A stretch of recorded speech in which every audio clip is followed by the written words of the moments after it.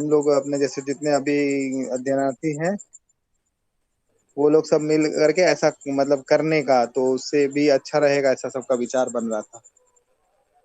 ठीक बात है। चर्चा जी दीदी, करने से बहुत अच्छा लगा। हाँ, हाँ, चल बेटा। मतलब ना बहुत अच्छी रही दीदी गोष्ठी ना। मतलब पिछली बार ना जैसे कि हम लोगों को एक दूसरे को जानने का मौका मिला, हम कहाँ से हैं कैसे हैं। तो एक ना मतलब जो एक वो जो आप कह रहे थे ना कि वो जो एक परिवार वाली फीलिंग है, तो वो काफी अच्छे हुँ, से आई। तो हमारा ये चीज समझ में आया कि मतलब कौन अभी कहाँ से स्थिति में है, अभी क्या क्या समझ में आ रहा है, क्या क्या परेशानियां हमको फेस हो रही हैं। तो वो जब डिस्कस की ना, तो एक दूसरे की स्थिति से ना अपनी स्थिति का भी पता लग रहा था कि अच्छा हाँ, ये सेम तो मुझे भी लग रहा है, ऐसा मुझे भी लग रहा है। तो वो बहुत अच्छा हो गया था दीदी, मतलब काफी सुंदर हो गया था पिछली गोष्ठी। बहुत बढ़िया, बहुत ही बढ़िया। तो आप लोगों ने कुछ ऐसा सोचा क्या कि इस तरह से गोष्ठी आप लोग कब करेंगे? दीदी एक्चुअली ना हम लोगों ने सोचा था कि एक बार उसको ग्रुप में डाल के फिर डिस्कस कर लेंगे कि ऐसा कब कर सकते हैं कि मतलब हम लोग जितने लोग पढ़ रहे हैं तो उसी में आपस में शेयरिंग वाली गोष्ठी ऐसा कुछ प्लान कर लेंगे। लेकिन वो फिर ग्रुप में डाल हम लोग मतलब वो आगे हेलो। फिर बढ़ा नहीं। ठीक बात है, ठीक है। ये ऑन करना पड़ेगा। सुचित्रा बहन जी नमस्ते।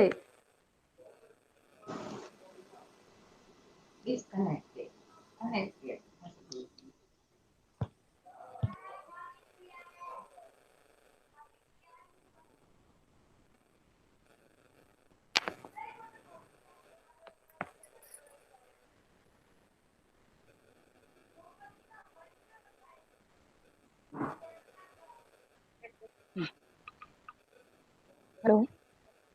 हाँ बहन जी, नमस्ते। हाँ, नमस्ते। आवाज आ रही है? हाँ, स्पष्ट आ रही है। नमस्ते दीदी, सभी को नमस्ते। नमस्ते भैया, नमस्ते सबको भाई जी, नमस्ते। नमस्ते।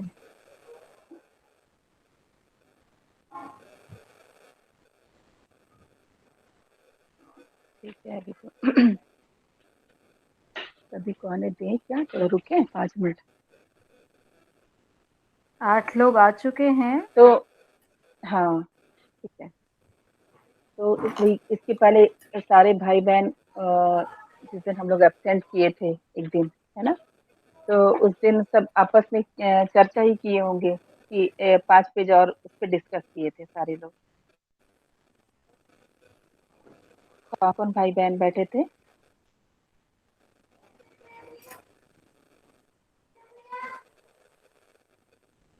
सभी बैठे थे क्या? उस दिन हम नहीं दीदी थे मैं तो? तो नहीं, मैं तो बहुत देरी से ज्वाइन की थी, 5-10 मिनट का बचा था तभी, क्योंकि मेरे को पता ही था नहीं कर पाऊंगी।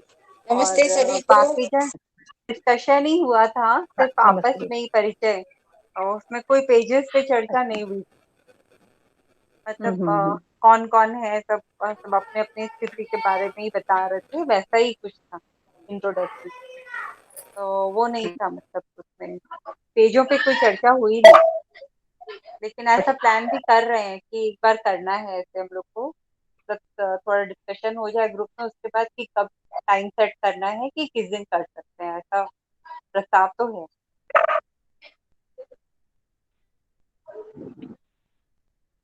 हुँ, नमस्ते सभी को। न नमस्ते दीदी, नमस्ते सभी को। नमस्ते। नमस्ते हाँ, भाई जी, नमस्ते नमस्ते। भैया। नमस्ते दीदी। नमस्ते भाई जी, बहन जी।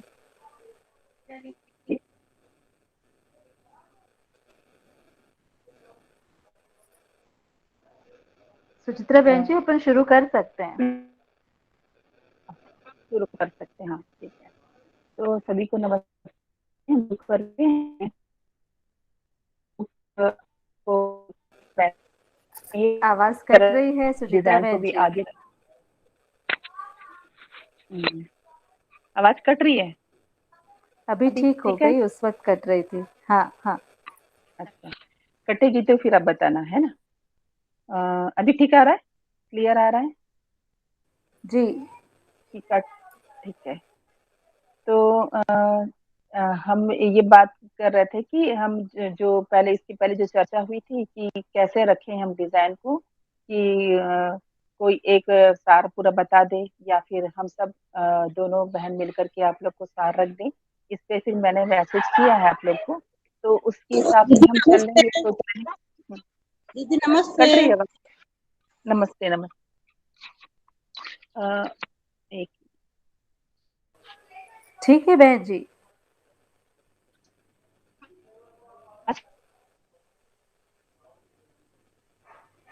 कट गई तो फिर काम करेंगे। इसी सिलसिले में एक बार से वहाँ शुरुआत वहाँ थोड़ा नेटवर्क प्रॉब्लम है शायद, अरे है ना, इसलिए कट रही है। हाँ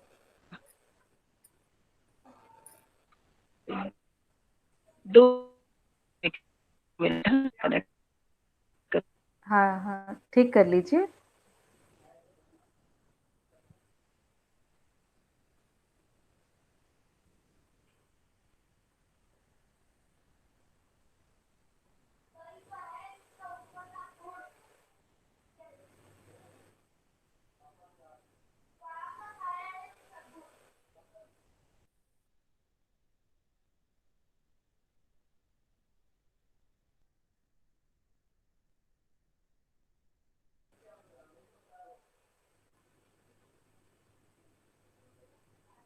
दीदी आवाज नहीं आ रही है कुछ भी किसी की। जी, आज असल में सुचित्रा बहन जी शुरू करने वाले हैं, तो मोबाइल थोड़ा उनका नेटवर्क प्रॉब्लम आ रहा है, इसलिए मैं थोड़ी शांत हूँ। थोड़ा अभी देखते हैं दीदी का, अगर नेटवर्क प्रॉब्लम ज़्यादा रहा तो फिर शुरू करेंगे।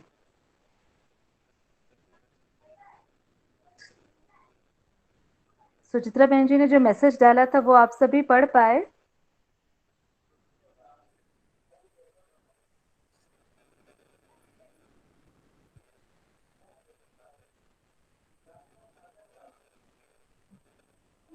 जी दीदी। जी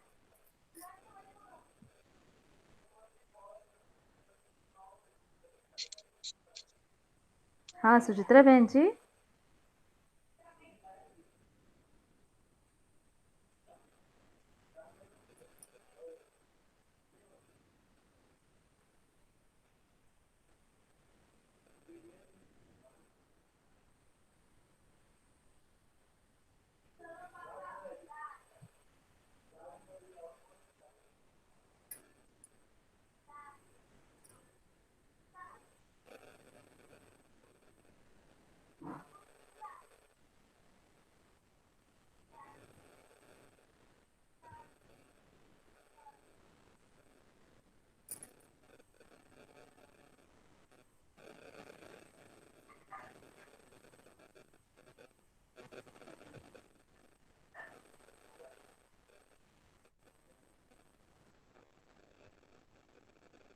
पूनम दीदी आपकी भी आवाज नहीं आ रही है क्या?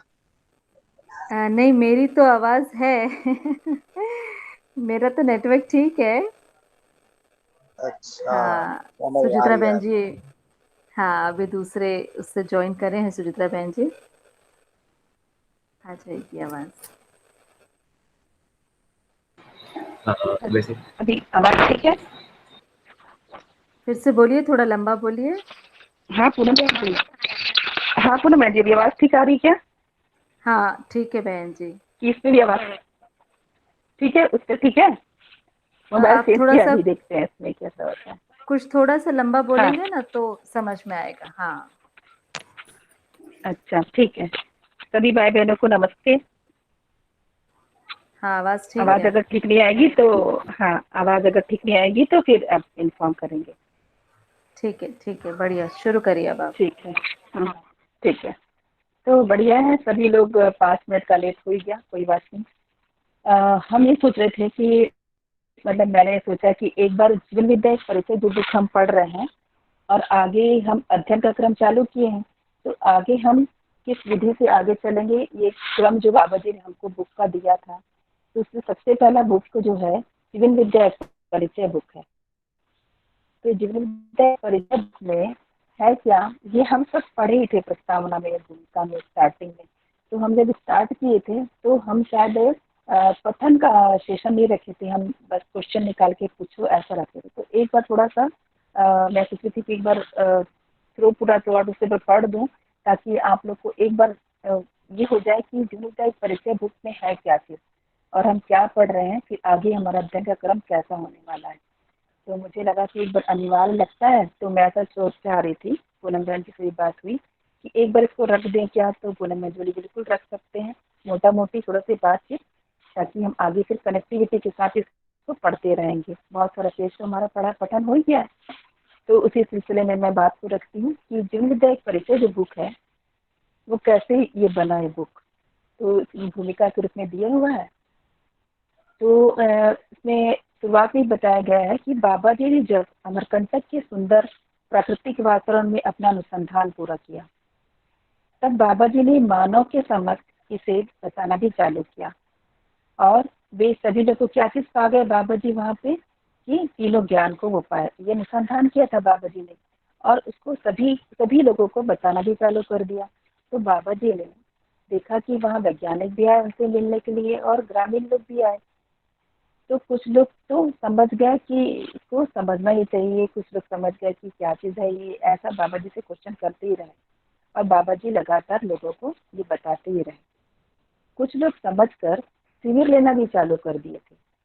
तब बाबा जी ने क्या किया कि बहुत अच्छा ये प्रयास है करके बाबा जी और उसको सरलतम ढंग से बताने भी लग गए। तो हमारे जो भैया लोग जी लोग थे, जो बाबा जी से उनका जब परिचय हुआ, अंजनी भैया, सोम भैया, बी आर भैया, तो जो भैया जी लोग ने बाबा जी को बोले कि बाबा जी,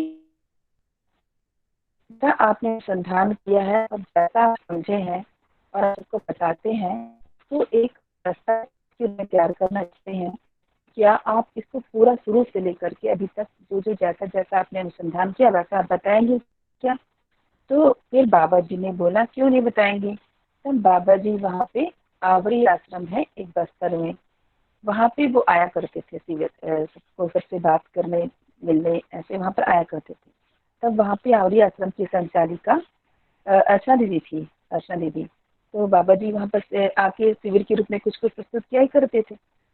मेरा भी वहाँ पर पहला शिविर हुआ था संसिंग भैया जी का।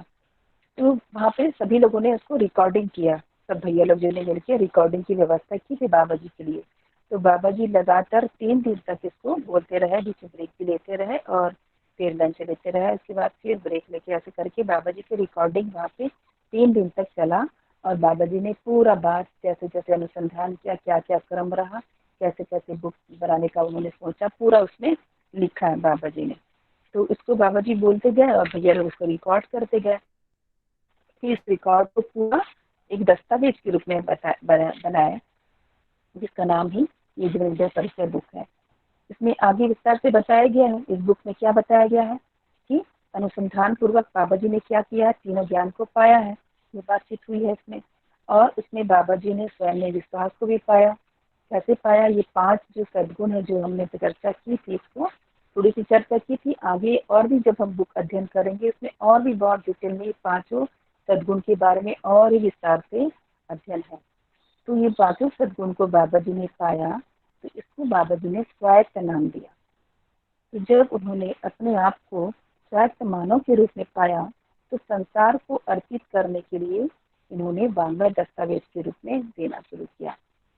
तो सबसे पहले जब इन्होंने दिया जो है वह मध्य दर्शन साहित्यवाद। उसके बाद फिर बाबा जी ने क्या किया, मध्य दर्शन साहित्यवाद को 4 दर्शन के रूप में प्रतिपादित किया। इसमें जो 4 दर्शन हम जो पढ़ेंगे आगे जो अध्ययन के क्रम में, सबसे पहले दर्शन ही है। तो 4 जो दर्शन है उसमें हमको क्या मूल में बात क्या जानेंगे अपन, तो उसमें मूल में हम मध्य दर्शन के बारे में ही बात जानेंगे, उसी को ही समझेंगे। मध्य फल को, मध्य शक्ति को, मध्य सत्ता को और मध्य जीवन को ही हम समझेंगे। तो बाबा जी ने यही बताया है कि इसमें हमको मूल में क्या ध्यान रखना है, तो मध्यस्थ को ही ध्यान में रखना है, इसी का नाम मध्य दर्शन ही है। तो जब ये सहअस्तित्ववाद के बाबा जी ने बोला कि अब सहअस्तित्ववाद को स्पष्ट करना चाहिए, तो वो क्या किए, इसके लिए 3 वाद को प्रस्तुत किए। मध्य दर्शन करने के बाद हम सबके साथ गिने जाएंगे, तो क्या होगा, सहअस्तित्व को समझना ही होगा। तो सहअस्तित्ववाद को उन्होंने बताया।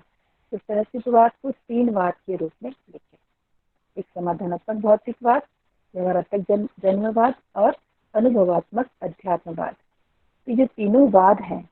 जब हम हमारे दर्शन तो हमारे स्मृति में हमारे दर्शन आ जाएगा, अनुभव के रूप में हमारे मन मस्तिष्क पे दर्शन आ जाएगा। तब हम क्या करेंगे, कैसे हम बात करेंगे आपस में, बातचीत हमारे संवाद की प्रक्रिया क्या होगी। तो ये है विचार के रूप में हमारे अंदर क्या रहेगा। तो ये है तीनों बात। तो यह सब बुक क्यों बनाया गया, आगे हर बुक के बारे में अगर हम बोलेंगे समाधानात्मक भौतिकवाद बाबा जी को लिखने की क्यों जरूरत पड़ी, तो इसकी जब हम पढ़ने जाएंगे ना अध्ययन में, तो समाधानात्मक भौतिकवाद के बारे में पूरा प्रस्तावना में पूरा लिखा हुआ है कि ये बुक की आवश्यकता क्यों आ पड़ी। ये हम पढ़े भी है शॉर्ट रूप में थोड़ा सा इसमें जस्ट इंट्रोडक्शन इंट्रोडक्शन ही हमको मिल रहा है जीवन विद्या परिचय में कि बाबा जी ने ये बुक क्यों लिखा, ये बुक क्यों लिखा। तो ये सारा परिचय के रूप में भी हमको मिल रहा है। तो हमको कई बार इससे बहुत कंफ्यूजन भी हो जाता है। पर अभी इस बात से आप निश्चिंत रहिए कि आगे सारी बुक जो हम क्रम से पढ़ने वाले हैं या पढ़ेंगे जब भी, तब सारा चीज का आपको पूरा डिटेल मिलेगा ही कि ये बुक क्यों है और किस आधार पे लिखी गई है। तो ये बुक बाबा जी जस्ट इसमें बुक में हमको लिखा हुआ कि ये दर्शन ये वार्ड बनाया गया है। इन सबको समझकर मानव जिएगा कैसे, अगर ये सब बात विचार सब दिमाग में आ गया, अब वो जिएगा तो जिएगा कैसे। इस आधार पर बाबा जी ने क्या किया, जीवन जीने की कला को समझने के लिए 3 शास्त्र दिए कि अब जीवन जिएगा कैसे मानव, तो जीवन जीने की कला आनी चाहिए उसको। तो जीवन जीने की कला कैसे आएगी, उसके लिए फिर बाबा जी ने 3 शास्त्र बनाए। तो 3 शास्त्र बताए कौन कौन से, आवर्तन आवर्तनशील अर्थशास्त्र, जिसमें हम पूरी प्रकृति से क्या संबंध है हमारा, उस संबंध को समझेंगे, आवर्तनशीलता को समझेंगे। उस आधार पे आवर्तनशील अर्थशास्त्र को बाबा जी ने दिया है ना। जब भी हम ये बुक का पठन चालू करेंगे, उस बुक की आवश्यकता क्यों पड़ी इसके बारे में पूरा विस्तार से उसमें दिया गया है। और फिर कैसे समझेंगे हम प्रकृति के साथ संबंध को, पूरा आवर्तनशीलता को बहुत ही सुंदर ढंग से बुक में हमको आगे डिटेल में समझने को मिलेगा एक एक शब्द का। व्यवहारवादी समाजशास्त्र पढ़ेंगे तो मानव मानव के साथ व्यवहार कैसे करेगा, जो सबसे बड़ी समस्या बड़ी अभी पड़ी हुई है, उसको बहुत सुंदर व्यवहारवादी समाजशास्त्र में आगे हमको पढ़ने को मिलेगा ही। तो इसमें क्या बताया गया, मानव का मानव के साथ व्यवहार कैसे किया जाए, ये भी हम इसी बुक में विनिमय परिचय में बताया गया कि शास्त्र के रूप में बाबा जी ने इसको भी दिया था। फिर आगे हम आया तीसरा शास्त्र है मानव संचेतनावादी मनोविज्ञान, यानी कि हमको जीवन क्रिया के बारे में अच्छे से जानकारी होगी, अच्छे से समझ होगी, तभी हम संचेतनावादी मनोविज्ञान को समझने के बाद ही हम मानव को समझ पाएंगे और प्रकृति को अच्छे से समझ पाएंगे और उनके साथ तालमेल पूर्वक जी पाएंगे, पूरकता उपयोगिता पूरकता को समझ पाएंगे, आवर्तनशीलता को समझ पाएंगे। ये क्या छुपा हुआ है यहाँ पे संचेतना यानी कि जीवन क्रिया को समझने वाली बात, जीवन और शरीर का तालमेल को समझने वाली बात, ये सब छुपी हुई है। इस बात को बाबा जी संयुक्त रूप से मानव को कैसे समझना है, इसके बारे में बाबा जी ने संचेतनावादी विज्ञान भी लिखा है। इसलिए इसको जीवन बताया गया कि बाबा जी ने इसको क्यों लिखा।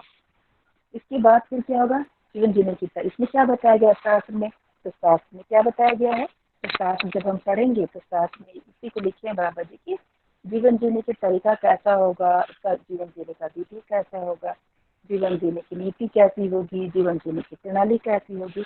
इसको हम पूरे शास्त्र में क्रम से विधिवत बहुत सुंदर अध्ययन इसमें करवाया गया है, क्योंकि एक एक शब्द का विस्तार पूर्वक हम जो कंफ्यूज होते हैं अभी, वहाँ पे पूरा क्लियर होगा। तो हम यहाँ पर कभी हम समझते हैं, कभी पूरी समझ में आती है बात, कभी बात समझ में नहीं आती, तो बिल्कुल निश्चिंत रहिए, आगे पूरा एक एक शब्द जो अभी हम आधा अधूरा भी समझ पाते हैं नहीं समझ पाते हैं, तो मेरे ख्याल से आगे आप लोग को सारा विस्तार अगर अध्ययन के क्रम को बनाए रखेंगे तो बहुत सुंदर आगे सारा चीज क्लियर होता ही जाएगा। तो इस तरह से आगे फिर बाबा जी ने जब ये तीनों दर्शनवाद साथ देने के बाद बाबा जी ने संविधान भी लिखा है कि कैसे इसको आगे लागू किया जाएगा, तो पूरा उसमें सूत्र के रूप में संविधान भी बाबा जी ने लिख दिया। तो इसे अब क्रियान्वयन कैसे करेंगे, ये सारे बुक हैं जीवन जीने की कला से कैसे क्रियान्वयन किया जाए, तो बाबा जी ने इसके लिए 3 योजना बताई है जो अपन पढ़ रही है। जीवन विद्या के लिए क्या क्या योजना बताई है, तो जीवन विद्या योजना सबसे पहली योजना बाबा जी ने बताई कि 3 प्रकार की योजना है। तो सबसे पहली योजना है जीवन विद्या योजना। तो जीवन विद्या योजना में क्या है, तो जीवन विद्या योजना में शिविर के माध्यम से चल ही रहा है जीवन विद्या योजना, इसमें लोगों को जीवन विद्या क्या है इसके बारे में बताया जाएगा। बाबा जी तो बता ही रहे थे और भी सब भाई लोग जब शिविर प्रबोधक के रूप में आए तो जीवन विद्या के शिविर के माध्यम से इसका प्रचार प्रसार चल ही रहा है, ये योजना चल ही रही है। दूसरा है शिक्षा का मानवीकरण। शिक्षा का मानवीकरण मतलब समझदारी को शिक्षा में शामिल करना ही है। समझदारी को शिक्षा में शामिल करना छूटा हुआ है। इस वजह से सारा हम ये परेशानियां झेल ही रहे हैं। तो ये बचपन से कैसे शिक्षा में इसको दिया जाए, इसका डिजाइन, शिक्षा का मानवीकरण कैसा हो, इसका डिजाइन, इसके बारे में आगे का पूरा बात इसमें बाबा जी दिए हैं। दूसरी योजना ये है जिसके लिए हम सब कर ही रहे हैं प्रयास। हम सब विद्यालय ओपन करके तो शिक्षा का मानवीकरण कैसे किया जाए इसका ही हम प्रयास कर रहे हैं अभी। इसलिए ये भी बहुत बड़ी योजना है। इसमें भी हम सबको ये सब समझने के बाद उतरना ही होगा। ये बात भी इसमें विनिर्णय परिचय में है। ये तीसरी योजना जो है वो है परिवार मूलक स्वराज व्यवस्था, जो कि समाधान केंद्रित व्यवस्था होने की आवश्यकता है, जो कि अभी नहीं है। अभी समस्या ही समस्या है। परिवार में जीने की, सिंगल परिवार में भी देखते तो समस्या ही समस्या है, व्यक्तिगत रूप में जाते तो समस्या तो है ही है। तो कहने का मतलब हमको क्या करना है, परिवार मूलक स्वराज व्यवस्था में समाधान केंद्रित व्यवस्था को स्थापित करना है। इसके लिए जैसे ही हम जीवन विद्या योजना के बाद दूसरा चरण जब स्टार्ट किए थे, शिक्षा का मानवीकरण, तो अब ऐसा लगता है कि नहीं, अब इसको जीना ही चाहिए।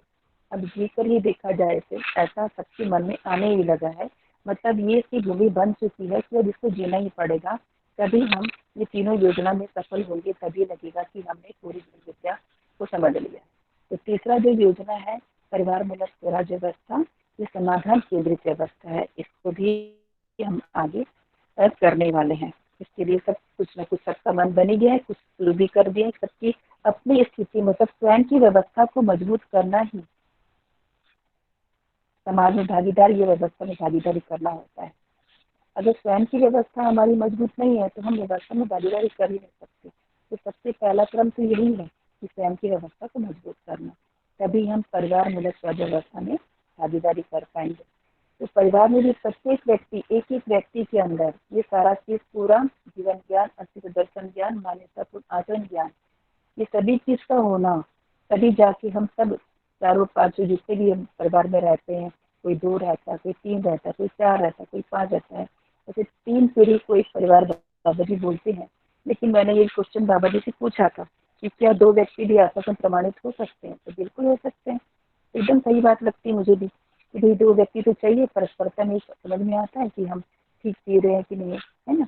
तो 2 व्यक्ति से शुरू होती है। अगर 2 ही परिवार में रहते हैं तो 2 से हम किसी आसपास के में गए, वहाँ पे और पीढ़ी के लोग मिलेंगे अपन को, उनके साथ हमारा बातचीत, व्यवहार और रहना कैसे हो सकता है, क्या हम उसके साथ जी सकते हैं। कभी मान लो ऐसा हुआ कि हमारा जीने का मौका लगा तो क्या हम उसके साथ जी पाते हैं कि नहीं जी पाते हैं।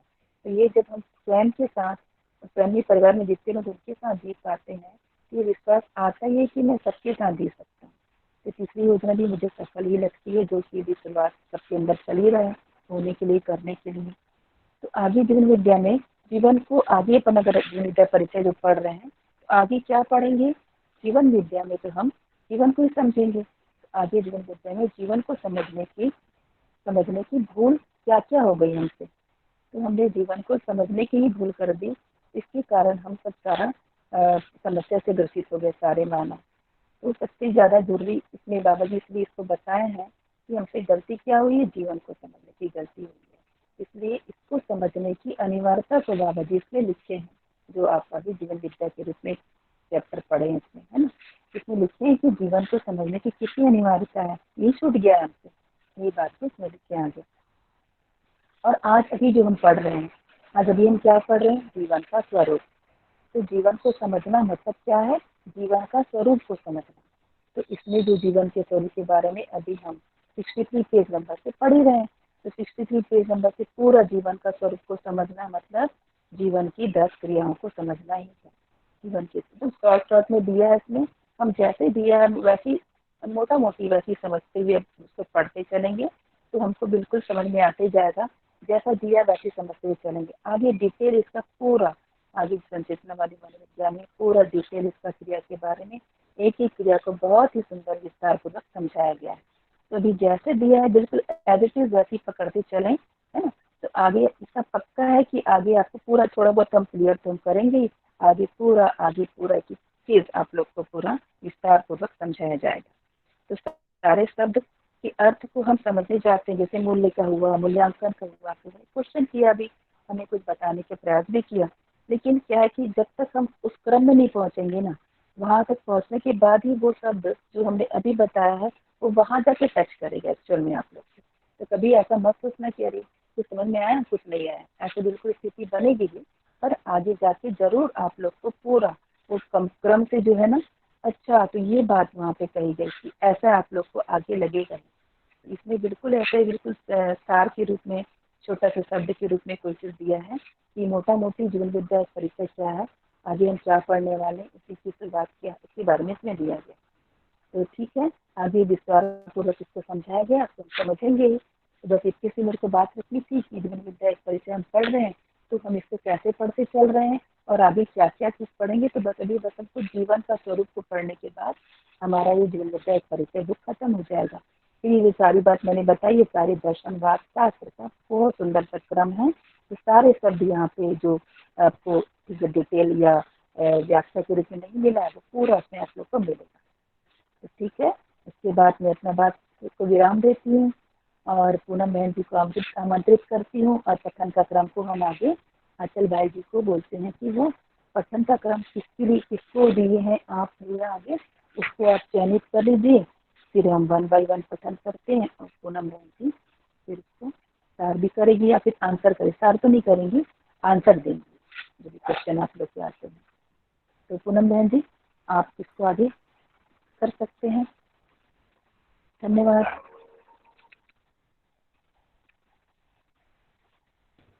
बहुत बढ़िया सुचित्रा बहन जी, है ना। तो एक आपके पास में एक पूरा ढांचा सुचित्रा बहन जी ने रखा है कि जीवन विद्या एक परिचय में हम क्या क्या समझेंगे और आगे भी क्या क्या समझने वाले हैं। तो आज के इस क्रम को शुरू करते हैं। अचल बेटा जी आप बताइए। जी दीदी, तो कौशल भैया आज आप पढ़ पाएंगे क्या 5 पेज? हेलो कौशल भैया, आवाज आ रही है मेरी क्या? अचल भैया आवाज आ रही है, मैंने आपका मैसेज भी देखा, लेकिन भैया रीडिंग थोड़ा सा मैं नहीं कर पाऊंगा, आज एक और अच्छा, कार्यक्रम में साथ में व्यस्त था।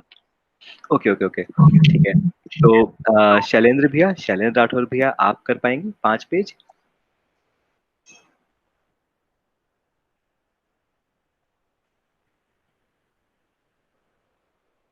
हेलो, शायद उन तक भी आवाज नहीं पहुंच रही। रेखा दीदी आप ले लीजिए 5 पेज, अगले 5 पेज। हाँ हाँ भैया ठीक है, जी जी। चालू करो।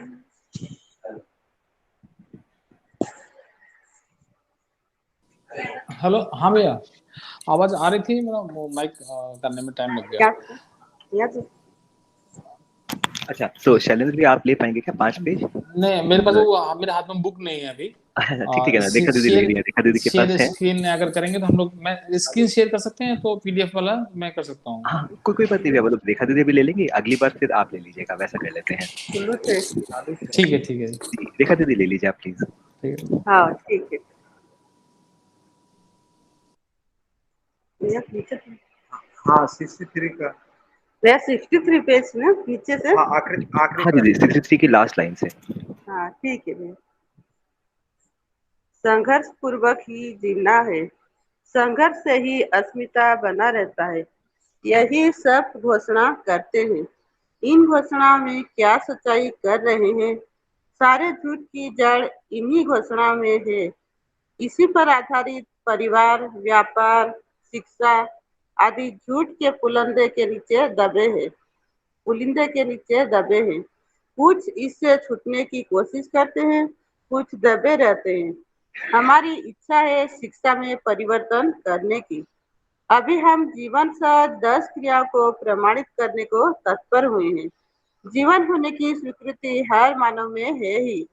हर व्यक्ति अपने मन से कहता ही है कि मैं जीवित हूँ, जीवंत हूँ। किंतु जीवन क्या है?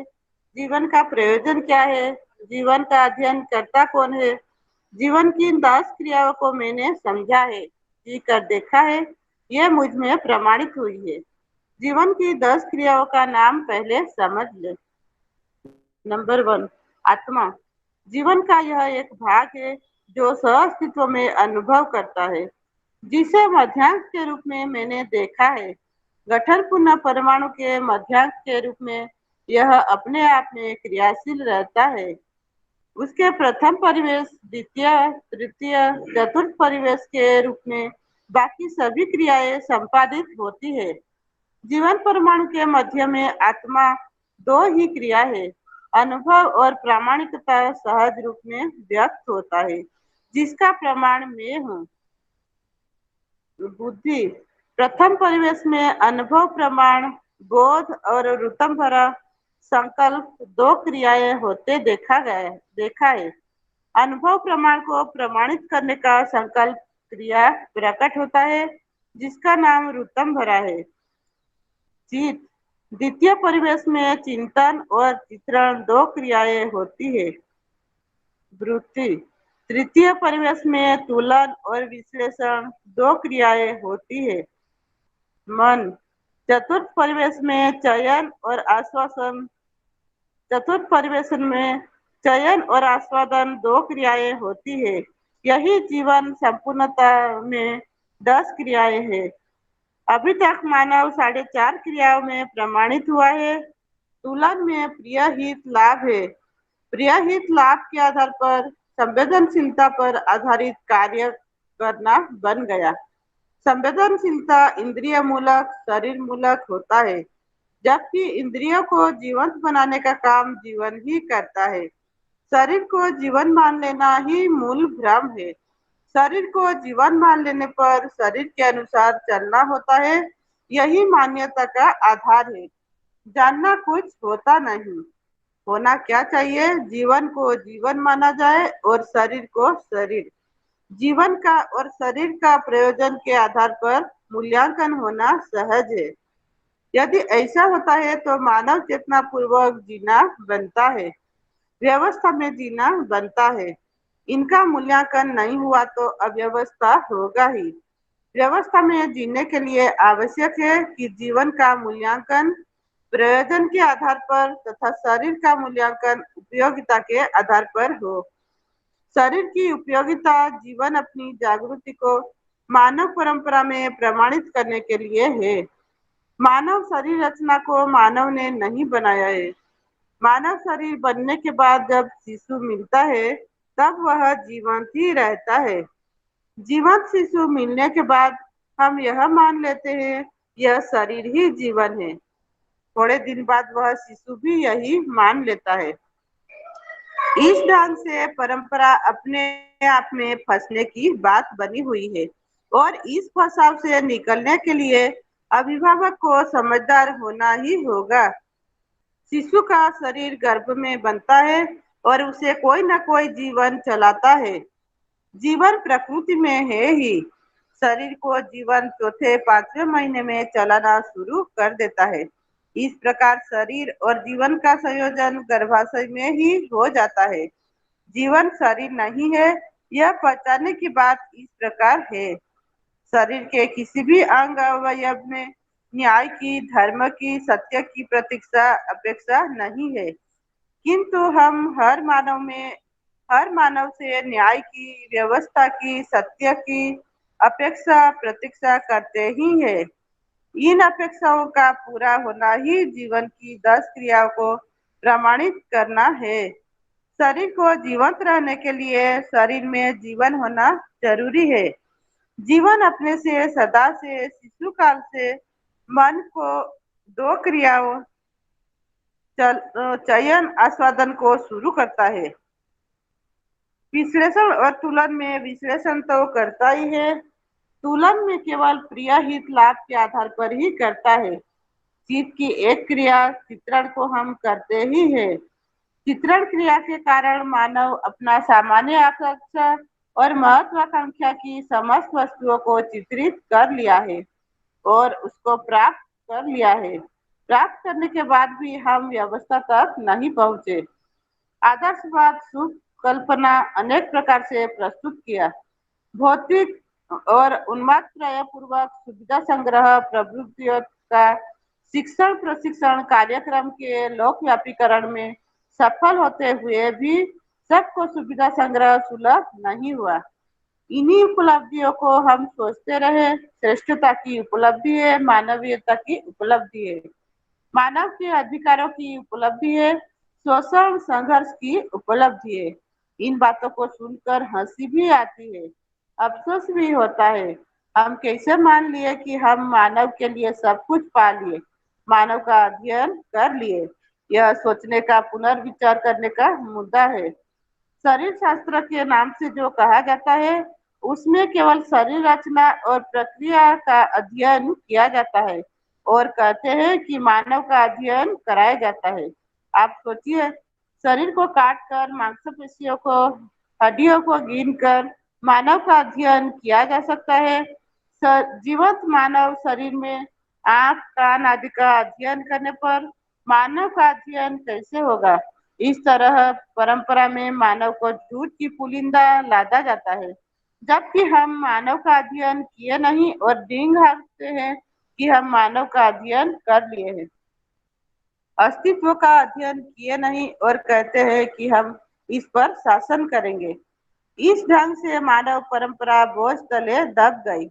अब दो ही विकल्प है, या तो इससे निकला जाए या दब कर मरा जाए। नियति ही अपने को संतुलित करती ही है, यह भी हमें पढ़ाया जाता है। मानव जाति जितना अति कर सकता है, करने के बाद प्रकृति ऐसी परिस्थिति पैदा करेगी कि मानव इस धरती पर रहेगा ही नहीं। पर्यावरण की बात पर हम हल्ला गुल्ला सुनते ही है। कितना आदमी बचेगा, कितना मरेगा, इसके लिए उपाय सोचा जा रहा है। कुछ देश वाले सोचते हैं हमारे देश बच जाए, कुछ धर्म वाले सोचते हैं कि हमारे धर्म वाले बच जाए। बचाने वाला वही है जिसे रहस्यमय ईश्वर, परमात्मा, देवी देवता, अवतार, देवदूत आदि से काल्पनिक आश्वासन उनको मिलता है। ऐसा किसी एक का नाम लेते हैं। इसमें कुछ मजहब की बात रहती है, बाकी का अंत होने वाला है। यह सब कहकर कहाँ जाना चाहते हैं? क्या होगा इसे सोचने से? इस मुद्दे पर हमारा सोचना यह है कि धर्म और राज्य शिक्षा के नाम पर सभी भटक चुके हैं अच्छी तरह से। धर्मगति में धर्म की कोई सार्वभौमता नहीं है। धर्मगति के नाम पर जितने भी धर्म है उनमें कोई सार्वभौम धर्म का आकार नहीं है, कोई शिक्षा नहीं, कोई प्रमाण नहीं। कहाँ से धर्म को लाए? राज्य गति में राज्य की कोई अवधारणा, सार्वभौम तो नहीं है। हमें राज्य को बचाने के लिए काम करना है। का क्या क्या करेंगे? दीदी संघर्ष करेंगे। हाँ दीदी, मैं बोल रही थी फेस स्थिति का एक कुछ पूछ लूं क्या अभी, कि पूरा खत्म होने के बाद पूछूं?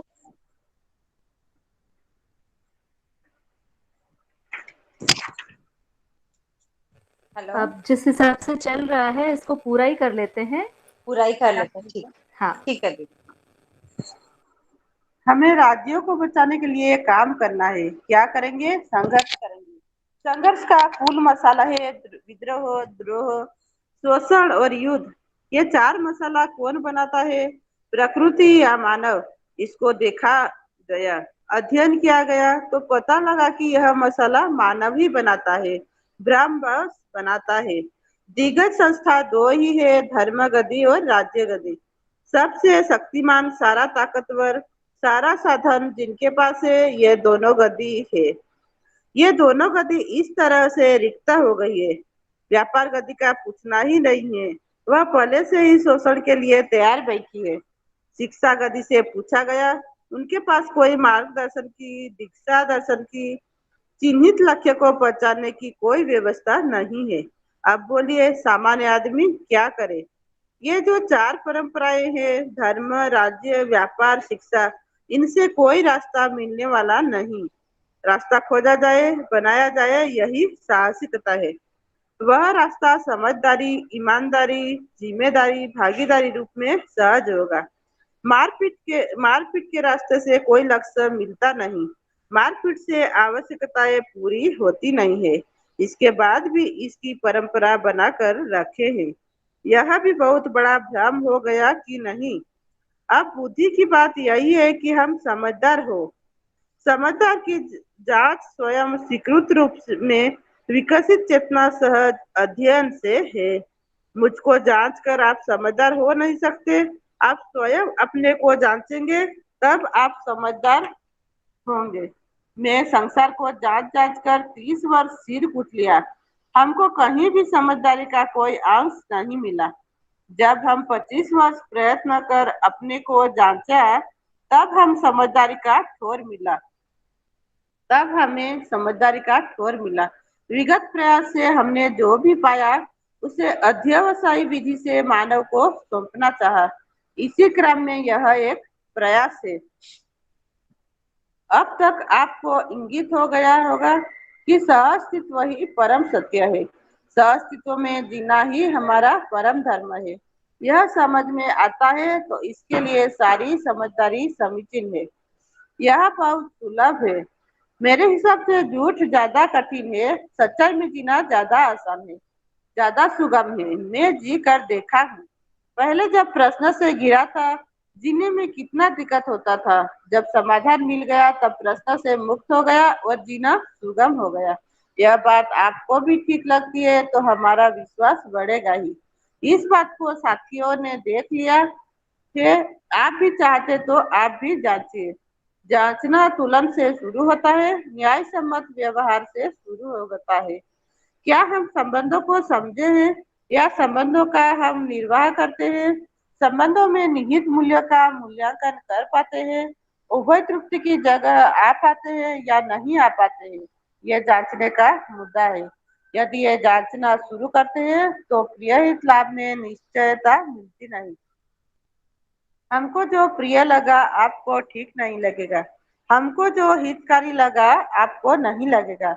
जितने लाभ से आप संतुष्ट हुए उतने से हम नहीं होंगे। इसी में सभी मानव फंसे हैं। इस तरह प्रिय में, हित में, लाभ में समानता का आधार नहीं हो सकता। इससे छूटने के लिए क्या किया जाए? इस तीन तुलन, प्रिय हित लाभ के बदले दूसरा तुलन, न्याय धर्म सत्य रखा हुआ है। न्याय दृष्टि से जब हम तुलन करने लगते हैं उसे कहते हैं चिंतन। न्याय हमको संबंधों को व्यवस्था के अर्थ में पहचानने के बाद ही समझ में आता है। संबंध पहचानने में आ गया, फलस्वरूप मूल्य निर्वाह होने लगा। उसका फलवती स्वरूप है मूल्यांकन हुआ और उभय तृप्ति होने लगी। इसका नाम है न्याय।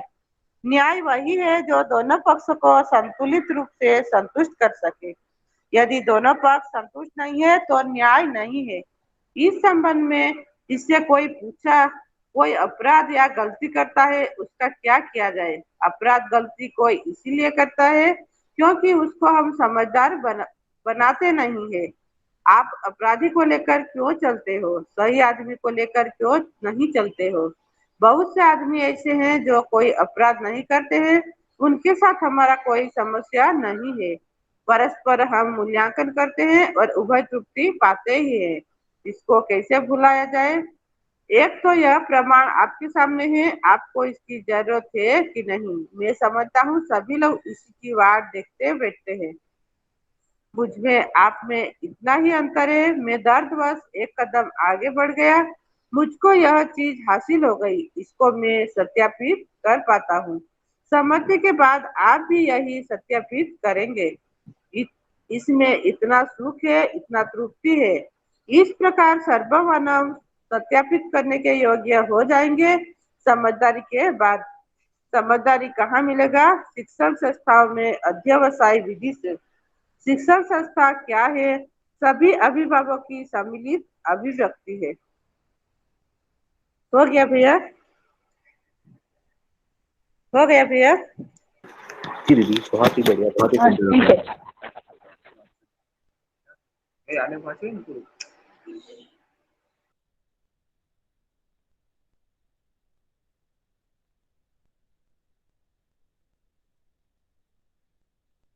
एक सुना रीडिंग रही रेखा पे, तो ये प्रकृति की भाषा के बाद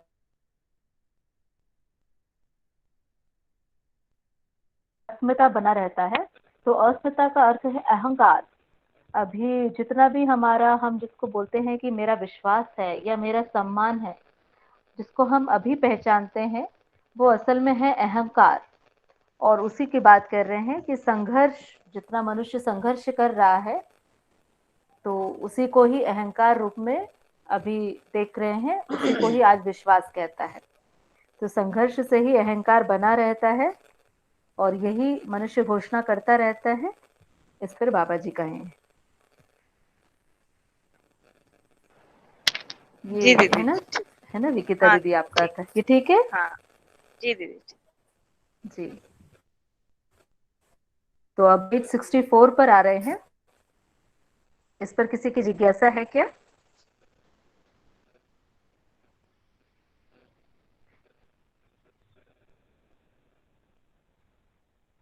इसमें किसी की जिज्ञासा नहीं आ रही है तो मुख्य रूप से इस पूरे पन्ने पर बाबा जी यही बता रहे हैं कि झूठ इतना ज्यादा प्रचार प्रसार में है कि आदमी चिल्ला चिल्ला कर झूठ को बता रहा है। और इस चिल्ला चिल्ला कर जो झूठ को बता रहा है तो मनुष्य किसी सही बात को पहचानता ही है, अंदर स्थिति है, देखते हैं, किसी नेता को सुनते हैं, किसी शिक्षक को सुनते हैं, अंदर से आवाज आती है कि ये नहीं है। इतना ज्यादा प्रचार प्रसार हो चुका है झूठ का कि उसके नीचे हमारी जितनी परिवार है, व्यापार है, शिक्षा है, सब दब चुकी है। तो ये दबी हालत में हम जो हैं, हमारी जो चाहत है वो भी नहीं दिखती मनुष्य को। तो मुख्य रूप से मनुष्य कहता है कि हम देते हो मैं अच्छा हूँ, है ना, मैं अच्छा हूँ कि नहीं हूँ वाकई में, कि ये पता नहीं चलता। जी रहे हो, हाँ, तो मैं, मेरा जीना और मेरा जिंदा रहना, इन दोनों हे मनुष्य को ही जी रहा है। तो उसी जीने को बाबा जी ने व्यक्त किया है। जब तक हम जीवन इसको दीदी आपकी भी आवाज बीच अनदेखा बीच में गायब हो जा रही है। रहेंगे, खुद का जीना। अच्छा, ऐसा है क्या? हेलो, अभी कैसा है? अभी ठीक है। अभी ठीक है। अभी कैसे? अभी ठीक आ रहा है दीदी। जी, अभी ठीक आ रहा है। हाँ जी।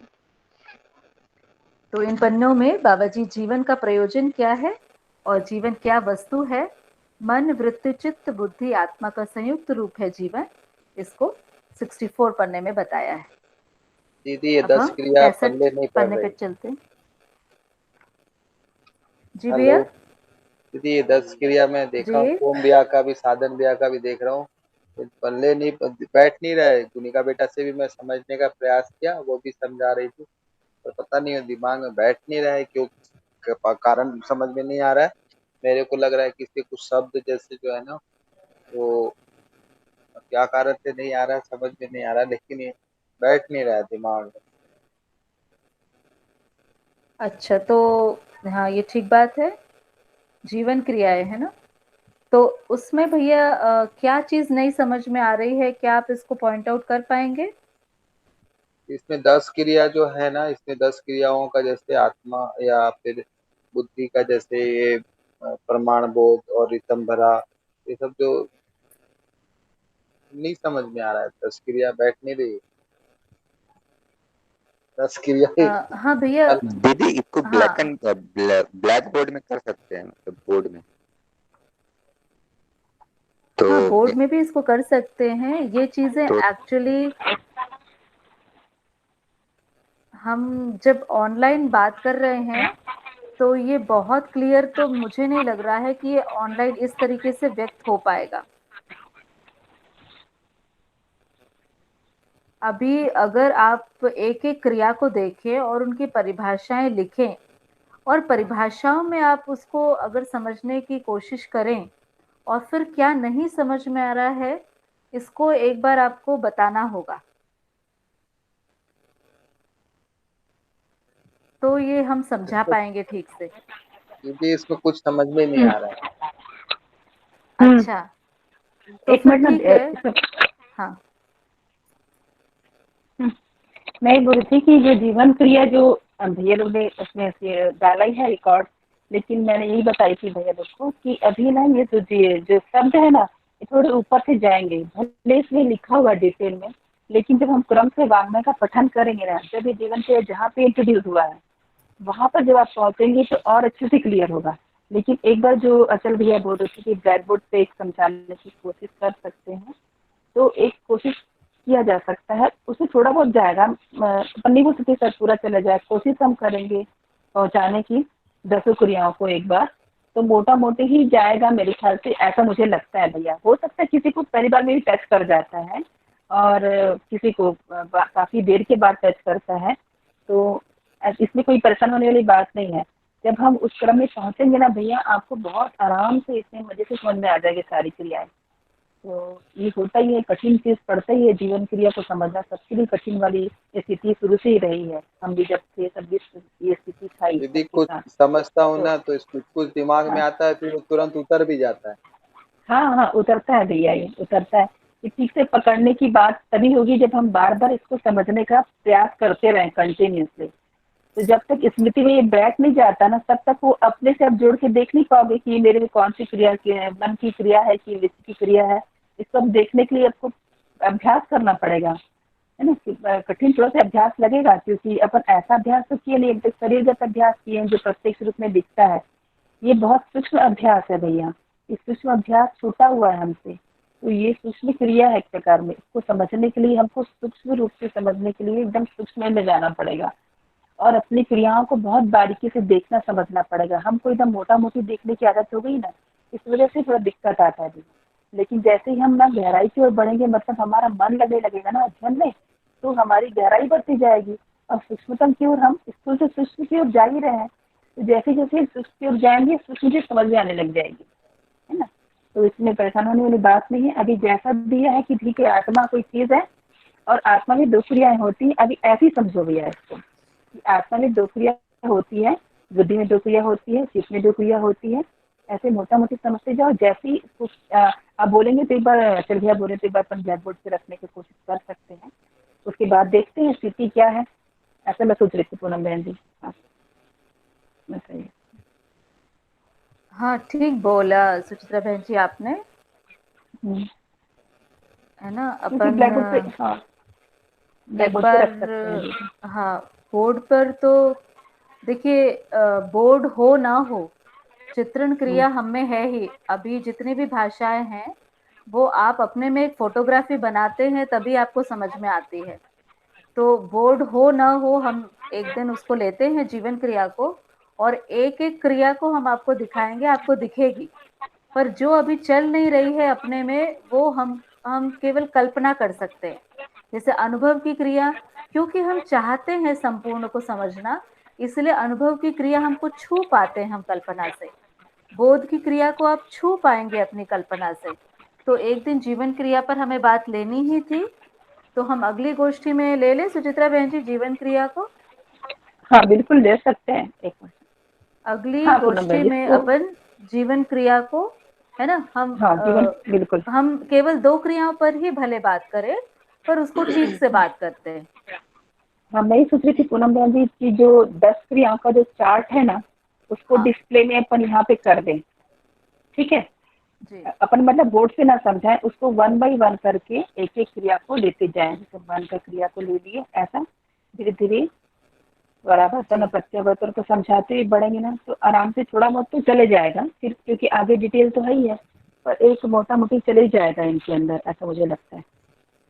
तो एक बार ठीक करके देख बात है। लेते हैं इसको, कल गोष्ठी में ठीक, रख लेते हैं, है ना। चार्ट अपन इसमें डिस्प्ले कर देंगे चार्ट को। हाँ ठीक है दीदी।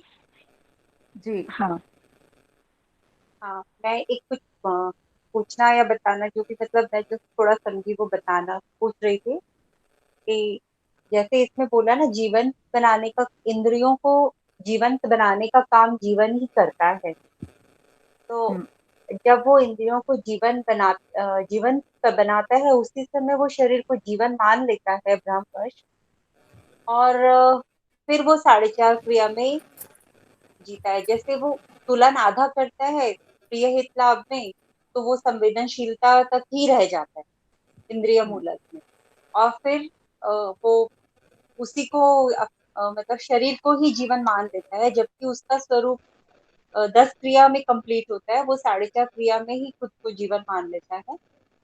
और फिर वो चयन, आस्वादन, विश्लेषण और चित्रण, ये चारों वो प्रिय हित लाभ के आधार पर ही करता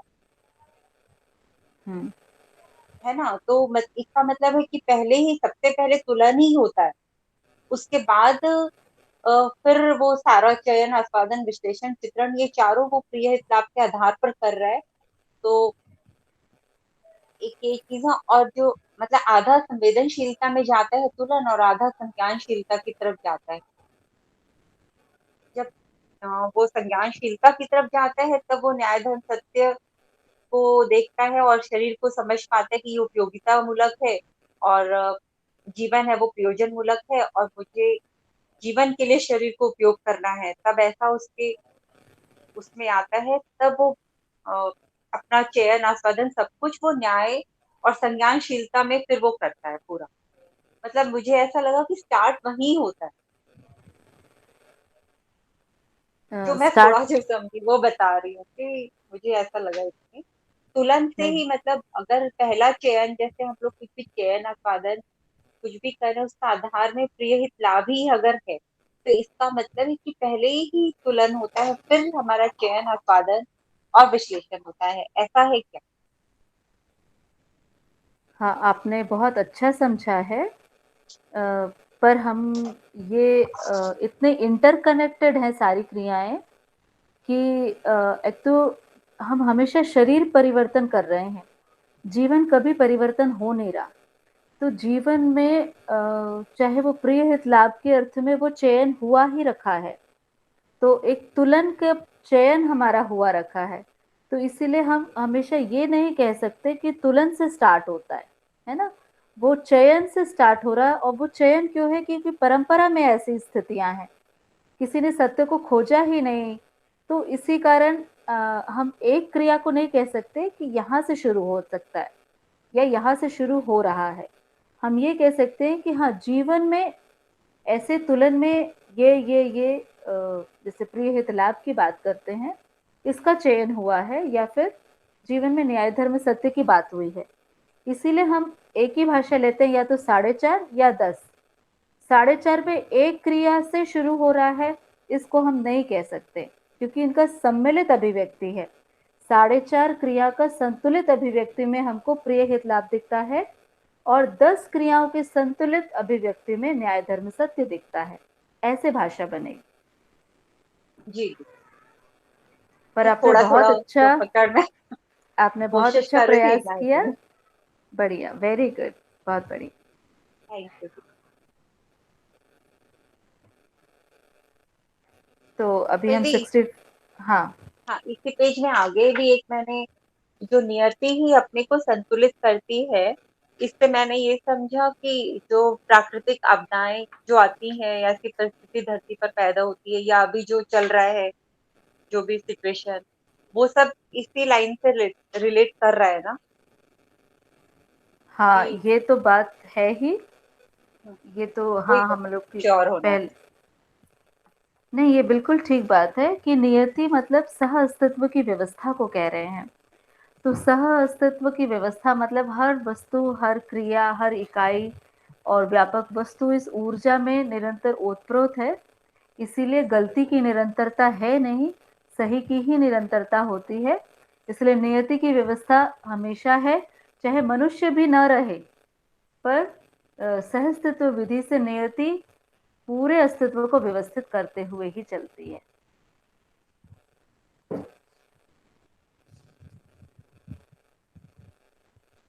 जी दीदी, आगे बढ़ सकते।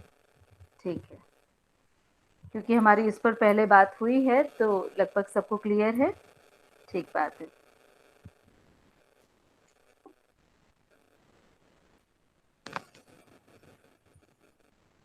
तो अब इसके साथ हम कौन से पेज में है? पेज 66 में।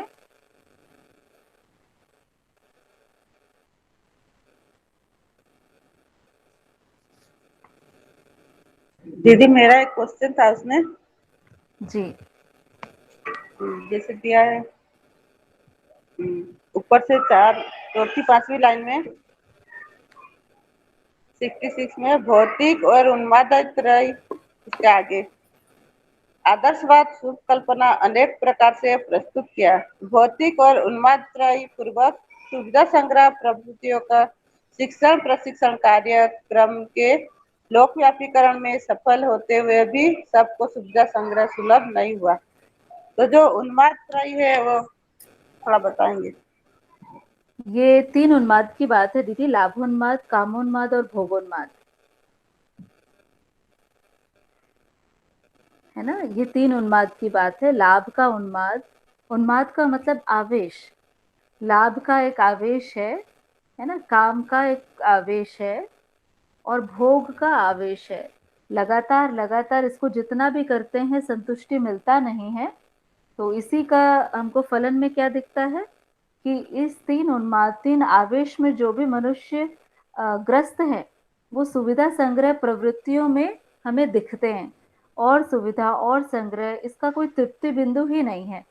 तो ये आज जितने भी हमारे शिक्षा संस्थाएं हैं उनमें यही बता रहे हैं कि आप जितना और लाभ के बाद और लाभ, काम के बाद और काम, मतलब तृप्ति बिंदु, कल्पनाशीलता और कर्म स्वतंत्रता का तृप्ति बिंदु नहीं बताया जाता है शिक्षण प्रशिक्षण कार्यक्रमों में, संस्थाओं में। और इसी का ही लोक व्यापीकरण हो रहा है, जिसके कारण हम देख रहे हैं कि हमारी जितनी पीढ़ी है वो ज्यादा से ज्यादा सुविधा संग्रह के और हो जाए इसी के प्रयास में है। जबकि अभी देखें हम सभी के घरों में वस्तुओं की कमी नहीं है, वस्तुएं बहुत ज्यादा हैं, पर कमी का एहसास भी बहुत ज्यादा है। तो वही है लाभ का उन्माद, है ना, लाभोन्माद, कामोन्माद और भोगोन्माद।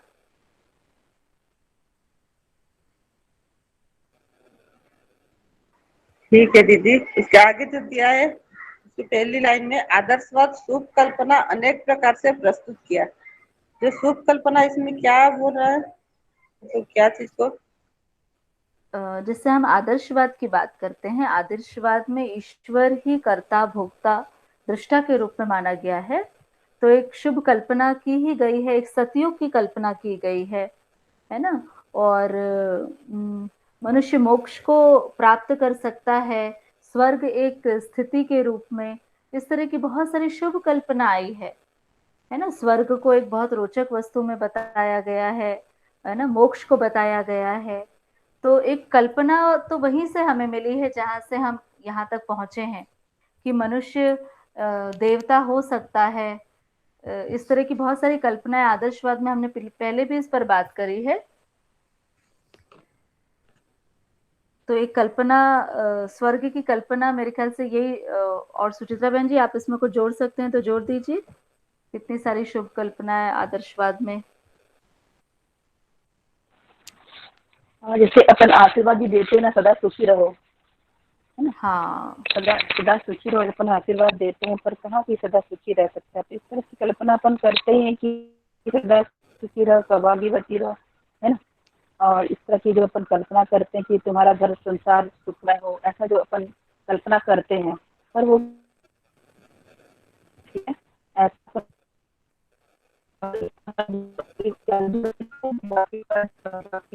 आवाज नहीं आ रही दीदी, कल्पना के आधार से। एक मिनट, आवाज आ रही है अभी?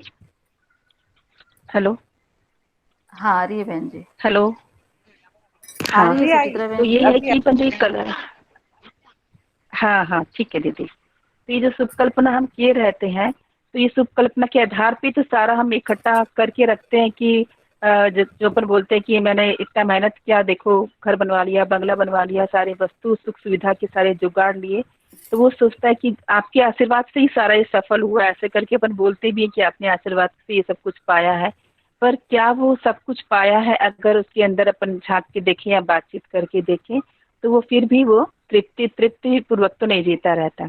ये बताया कि कितना भी उन्माद की वस्तु को इकट्ठा कर ले, वो भौतिक वस्तु को, फिर भी वो ऐसा इकट्ठा कर ही नहीं सकता। तो ये दिखा है कि व्यवस्था तक तो पहुंचा ही नहीं है।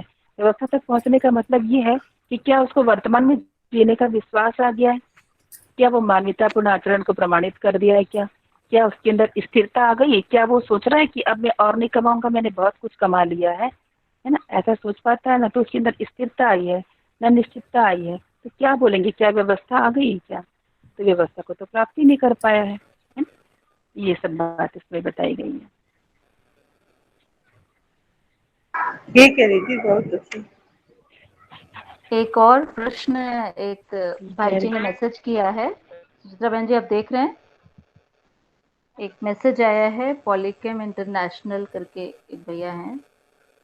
मैंने कुछ ऐसा महसूस किया कि मैं डरता हूँ इस बात से, जब मैं न्याय धर्म सत्य से जीने की चाहत होते हुए भी जी नहीं सकता, क्योंकि वैसा करने पर मैं वर्तमान समाज में असफल हो जाऊंगा। आप लोगों से जब बात होने पर समाधान अध्ययन के बाद मिलेगा।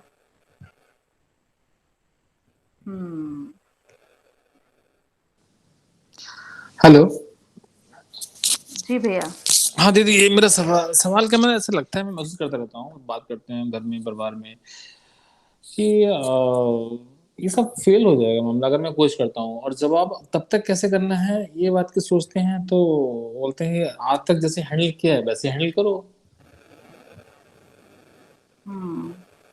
और हालांकि लगता है भी ऐसा ही है कि अध्ययन के बाद ही हो पाएगा, पूरा समझने के बाद ही हो पाएगा, लेकिन बीच बीच में जैसे अभी जो स्थिति बनी हुई है इसको यथास्थिति बनाए रखने में थोड़ी दिक्कत होती है कि दो तरीके की जिंदगी जीना। एक बात मैं समझता हूँ कि मुझे ऐसे नहीं जीना है, मैं इसको बदलना चाहता हूँ, और फिर मैं उसको वैसे ही कैसे हैंडल कर पाऊंगा, ये एक समस्या बन गई है।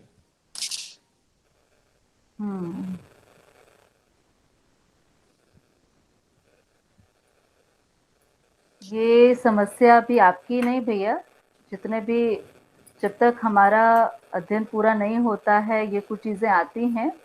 अध्ययन से भी ज़्यादा है, इसी में एक बहुत सुंदर लाइन आई है कि जब तक हम दूसरे के नज़रिए से खुद को जांचते रहेंगे हम कहीं नहीं पहुंचेंगे। हम खुद के नज़रिए से खुद का मूल्यांकन करेंगे कि मुझे कहाँ पहुंचना है, तभी हम वहां पहुंच पाएंगे। तो खुद का मूल्यांकन, खुद की तृप्ति, अभी दूसरे का नज़रिया, दूसरे की तृप्ति से हमारा जीना जुड़ा हुआ है, ये हमारे लिए सबसे बड़ा संकट है। दूसरे मेरे बारे में क्या सोचेंगे, तो अभी दूसरे को चुप कराने के लिए मुझे नहीं जीना, दूसरे से सम्मान प्राप्त करने के लिए मुझे नहीं जीना। क्या ये जीना ही जीना है? ये तो मतलब क्या बोलोगे, एक ऐसा कुत्ता है जिसे कोई रोटी भी नहीं डाल रहा है और वो रोटी के लिए बैठा हुआ है और वो खुद की रोटी कमा भी नहीं सकता है। मैं आज समाधान समृद्धि के क्रम में हूँ, मैंने समाधान समृद्धि को पाया नहीं है, पर मैं अपने परिवार के साथ इस सुख और शांति, मतलब समाधान बराबर सुख और समृद्धि बराबर शांति, इस स्थिति को मैंने भास किया है भैया। बिल्कुल ये नकारात्मक चीज है कि हम अगर न्याय धर्म सत्य पूर्वक चले, समाधान समृद्धि पूर्वक चले, तो कोई हमें नकार देगा।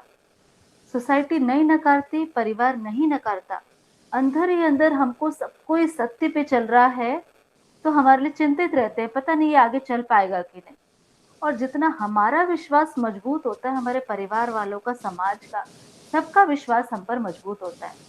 बात इतनी है कि हमें मजबूती नहीं है, हमें को नहीं लगता है, लगता है लाभ के बाद और लाभ ही सुख देगा, और उसमें हमारी भी गलती नहीं है क्योंकि इसके अलावा कुछ चखा भी तो नहीं है।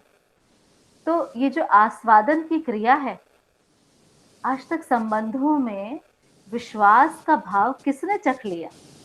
जिस दिन संबंधों में विश्वास का भाव कोई चख लिया, मतलब ये विश्वास होता है कि भूखे तो कोई नहीं मरेगा और शरीर का केवल इतना ही प्रयोजन है कि उसको खाना डालो और उसको उपयोग करो। जैसे हम गाड़ी में फ्यूल डालते हैं और गाड़ी लेकर चलते हैं धड़ल्ले से, इतना ही प्रयोजन है और कोई प्रयोजन नहीं है।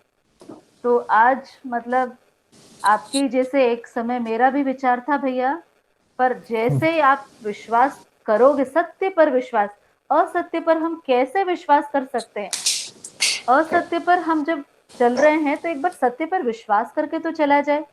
पूरी जिंदगी नहीं, एक दिन तो निकाला जाए जब हम सत्य पर विश्वास करके चले। एक दिन भी निकालते हैं तो हमको विश्वास बनता है भैया। मतलब एक समय था जब मैं यहाँ गांव में शिफ्ट हुई हमें ये था कि अरे भाई पैसे खत्म हो जाएंगे, नौकरी हम दोनों ने छोड़ दी, बच्चों का तबीयत खराब हुआ तो किसके आगे आप जाओगे। आज सारा हमारा धन स्वास्थ्य पे जाता है, दूसरा शिक्षा है। अभी हम जब हम यहाँ आए, प्रकृति के करीब आए, हम तो जा ही नहीं रहे, हम दूर से देख रहे हैं और डर रहे हैं। आप प्रकृति के करीब जाकर तो देखो, प्रकृति हमको देने के लिए, मतलब प्यार करने के लिए बैठी है, हमको स्वस्थ करती है प्रकृति। यहाँ आकर 10 वर्ष हो गए हैं, हम आज मेरी बेटी को बुखार है आज के दिन, 10 वर्ष से उसे बुखार नहीं हुआ। हमारा स्वास्थ्य पे कोई पैसा नहीं खर्च होता, हमारा शिक्षा पे कोई पैसा खर्च नहीं होता। हम जिसके पास जाते हैं वो हमको हृदय से स्वीकार करते हैं। हम जिस गांव में हैं, ये गांव वाले हमको स्वीकार कर लिए हैं। लॉकडाउन में भी 9 से 12 बच्चे आते हैं हमारे पास, बड़े आते हैं, हमसे समझने के लिए कोशिश करते हैं।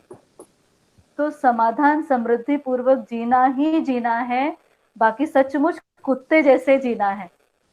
अभी नहीं पता चल रहा आपको कितने लोग अपना गला पकड़ के, कोई इधर से रस्सी खींचता है, कोई उधर से।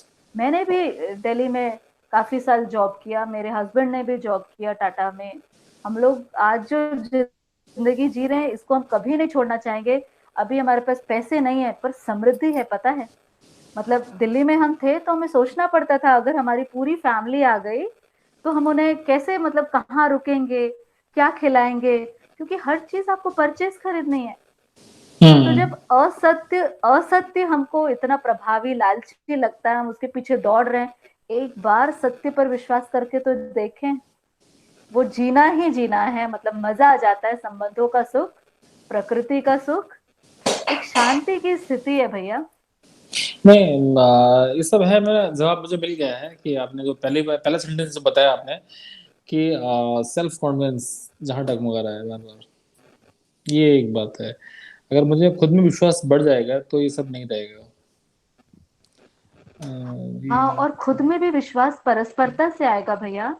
यहाँ खुद में प्रॉब्लम है। विश्वास कैसे आएगा? यहाँ प्रॉब्लम है। यहाँ परस्परता जो शब्द है, इसका वो लोग नहीं समझ, मतलब मैं कैसे, मतलब मैं समझता हूँ इसे। मैंने कुछ बाकी लोगों को देखा है कि एक समझदार होने से, अभी मेरे को ये बात समझ आ गया है कि अगर दोनों में से एक समझदार है तो मतलब लड़ाई नहीं होगी, संवाद नहीं होगा, लेकिन विवाद भी नहीं होगा। ये बात तो मैं समझ चुका हूँ और यहाँ तक तो मैं जी पा रहा हूँ, लेकिन इससे आगे थोड़ा मुश्किल पड़ रहा है लगता है। मतलब देखिए ना, आप हवा के साथ प्रतिदिन जी रहे हैं। क्या है, हम ना मनुष्य को ही देखते हैं। हमको देखिए, एक मनुष्य से पहले भी हवा आती है और हवा से भी पहले शून्य है ना। देखो, हवा आपके साथ में कभी विरोध नहीं करता है, हवा हमेशा आपको सांस लेने देता है। हवा का आचरण कितना निश्चित है ना। तो हम प्राकृतिक वस्तुओं पर विश्वास कर सकते हैं। जैसे जैसे आपकी कोई भी परस्परता, वो जरूरी नहीं कि मनुष्य ही हो, आपकी कोई भी परस्परता, हवा भी एक वस्तु है, वास्तविकता है, उस पर हम विश्वास करते ही हैं। तो अपनी परस्परता में, संबंधों में विश्वास करते से स्वयं में विश्वास आता है। हम जो अध्ययन गामी विधि में ना, अनुभव गामी में विधि में, तो हम लोग कैसे जिएंगे? बाबा जी को अनुभव होने के बाद परस्परता समझ में आई, पर हम लोग ऐसे नहीं बढ़ेंगे। हम लोग बढ़ेंगे परस्परता में विश्वास करके। आप मुझ पर विश्वास करते हो जबकि आप मुझे कभी देखे भी नहीं, कभी मिले भी नहीं, पर फिर भी मेरी बात सुन रहे हैं। हाँ, ऐसा ही है ना। हाँ, सही है। ऐसा ही है, आप मुझ पर विश्वास कर रहे हो, आप मुझे एक बहन रूप में स्वीकार कर रहे हो, तभी तो। इतनी इंटरनल बात कौन किससे कहता है? अब ये परस्परता में आपको विश्वास हुआ, ये स्वयं में विश्वास में शिफ्ट होगा ही। आप हवा पे विश्वास करोगे, वो विश्वास आप में शिफ्ट होगा ही। आप जहाँ हैं, सत्य आपके साथ है। शायद थोड़ा सा यहाँ पर और प्रैक्टिस की जरूरत पड़ रहा है, मुझे ऐसा लगता है। एक बार ना पूनम बहन जी। हाँ, हेलो जी बहन जी। बहुत हाँ, हाँ भैया, बहुत सुंदर आपने एक्सप्लेन किया, बहुत ही अच्छा। भैया को पहुंचा ही होगा थोड़ा बहुत बात भैया। आप भी जो क्वेश्चन किए हैं एकदम रियलिटी वाला क्वेश्चन किए हैं, ऐसे बिल्कुल उठता है भैया। अपन इतने भ्रमित स्थिति में हम सबका जीना हो रहा है ना सारे, क्योंकि पूरा वातावरण ही ऐसा है। तो वाकई में खड़े होने के लिए तो बाबा जी से तो बोले हड्डी से पसीना निकलेगा, तो वाकई में ना बहुत, हाँ, ऐसा रीढ़ की हड्डी से, और वही बोले रीढ़ की हड्डी से पसीना निकलेगा, सोचो। और जब आपको मैंने बताया था स्टार्टिंग में कि जब हम विद्यालय ओपन कर रहे थे ना भैया, हम तो पूरा हमारा अध्ययन हुआ नहीं था, तब बाबा जी ने बोला था कि आप लोग विद्यालय नहीं अखाड़ा खोल रहे हो, अखाड़ा। यानी कि अभी हम सब समझदार हुए हैं नहीं, हम तो विद्यालय खोले। मतलब ये सब बात बाबा जी क्यों बोल रहे थे कि ये सब चीज अभी देखो कोई पूरा हुआ नहीं है, तो कहीं ना कहीं टकराव की स्थिति होगी, लेकिन निष्ठा को बना के रखे हम सब, है ना। निष्ठा को बना के रखेंगे कि बाबा जी को हमने स्वीकार कर लिया था 101%। अभी हम किसी को नहीं स्वीकार करते हैं ना भैया। तो बाबा जी की स्वीकृत, बाबा जी को हम जैसा स्वीकृत किए ना, हम किसी प्रबोधक को भी वैसे स्वीकृत नहीं करते हैं। हम कहीं ना कहीं उनकी गलतियां वो देखते रहते हैं, कहीं कुछ तो गलती दिखती है, फिर हम उसके आधार पे सोचने लग जाते हैं। पर बाबा जी की कोई बात नहीं, हमको पूरी स्वीकृत है बाबा जी की तरफ। तो बाबा जी जैसे हमको बोले कि विद्यालय खोलिए, आप लोग खोल सकते हैं, पर बाबा जी ने आगे की स्थिति बता दी, बेटा रीढ़ की हड्डी से पसीना निकलेगा। तो वाकई में भैया अगर आप जीने जाओगे ना, बाबा जी को भी 10 साल लगे हैं भैया अभ्यास करने में। बाबा जी जब और अपना भैया अध्ययन करके आप, आए। जी हाँ भैया, आप कहाँ रहते हैं? मैं यहाँ नोएडा में रहता हूँ। मैं स्कूल विद्यालय देखा है, वहाँ रह के आया था 3-4 दिन। और एक छोटे बच्चे को मेरा छोटा बेटा है, उसको वहाँ डालने की तैयारी चल रही है। मैं इसलिए ये सब सीखने की कोशिश कर रहा हूँ। अच्छा और भैया, आपका नाम क्या रखते हैं, नाम क्या मेरा है नाम है भैया? शैलेंद्र राठौर है। अच्छा, तो एक तो भैया आप अपना शैलेंद्र। नाम ना इसमें पॉलीकम इंटरनेशनल बदल दीजिएगा, तो हम है ना आखिर नाम हम नहीं ले पाते हैं ये उसका। मेरी कंपनी है, और इसमें ये उसका नंबर है, और इसी तरह से पब्लिश है ये। और तो हम तो नोएडा के रहने वाले लोग ही हैं, है ना। नोएडा हाँ, के बाजू में गाजियाबाद में ही रहने वाले लोग हैं। मैं बिल्कुल चित्रण कर पा रही हूँ आप जो सोच रहे हैं और क्यों सोच रहे हैं, है ना। अच्छा हाँ। तो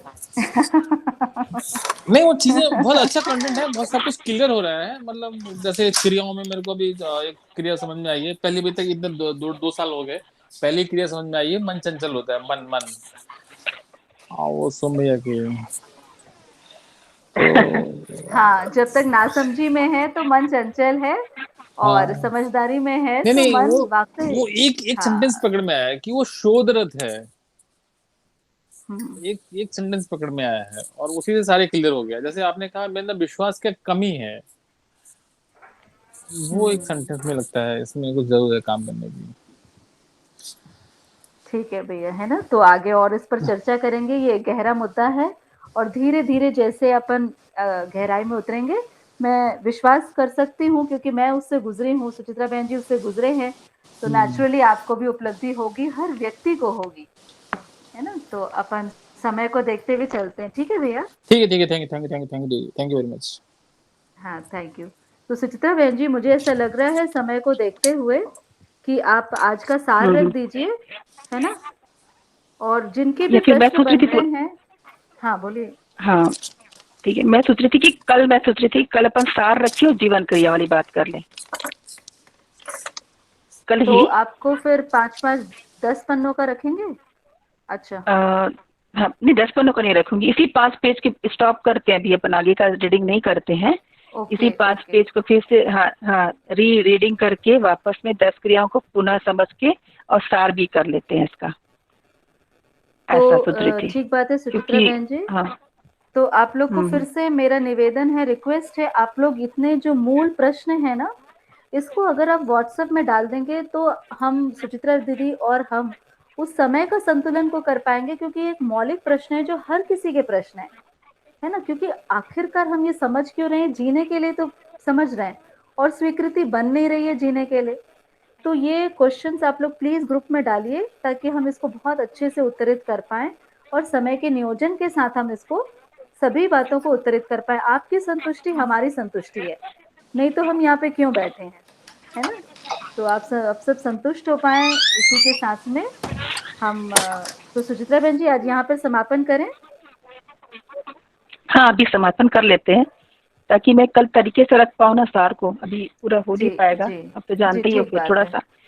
हाँ तो समय को कल रख के फिर हाँ तो सभा को अपन ध्यान में फिर रखते से हुए अभी क्लोज 8 बजे 8:01 पर हम लोग अपनी रिकॉर्डिंग चालू कर देंगे और अपनी चर्चाओं को शुरू कर देंगे। ऐसे मेरे आप सबसे अनुग्रह है कि 8:01 पर हम शुरू कर हाँ दें, तो 9 ज़्यादा से ज़्यादा 9:15 तक हम ठीक एंड कर लेंगे। और 9 भी अगर हम लोग संतुलित, देखिए बिल्कुल संतुलित जीना हमको आना भी है ना? काल के साथ हम हैं, परिवारों के साथ हैं, महिलाएं भी हैं, सबके बच्चे भी हैं। तो अगर हम समय से शुरू करते हैं और पहले से सबकी जिज्ञासाएं आती हैं, तो हम उसको बहुत व्यवस्थित रूप से हम उसको प्रस्तुत कर पाएंगे। तो आज की जो रेखा बहन जी ने बहुत सुंदर रीडिंग की, पता चल रहा था कि आपने पहले इसको रीड किया हुआ है और हाँ आज दीदी किया आप, था 2-3 बार, बहुत सुंदर है ना? 2-3 तो बार आज किया आप था। परिवार के साथ इसके बहुत सार को सुंदर रखेंगे रेखा बहन जी, हम्म है ना रेखा बहन जी? हाँ दीदी, इसके सार को रखना है। मतलब लिख के भेजना है इसे। हाँ हाँ, लिख के भेजना है, आप हाँ ग्रुप में लिख डाल लिख के दीजिएगा। हाँ ठीक है दीदी, बिल्कुल लिख के भेज सकते हो ठीक है ठीक दीदी। है ठीक ठीक है। तो इसी के साथ बाबा जी को प्रणाम करते हुए, ठीक है खूब कृतज्ञता के साथ पूरी मानव जाति के लिए और स्वयं में पूर्ण विश्वास के साथ कि हम सब आगे एक साथ बढ़ेंगे, कोई आगे पीछे छूटने वाला नहीं है। तो इसी के साथ सभी को शुभ रात्रि, नमस्ते। नमस्ते दीदी। शुभ रात्रि सभी को, नमस्ते नमस्ते नमस्ते। सभी को, नमस्ते। नमस्ते दीदी, नमस्ते।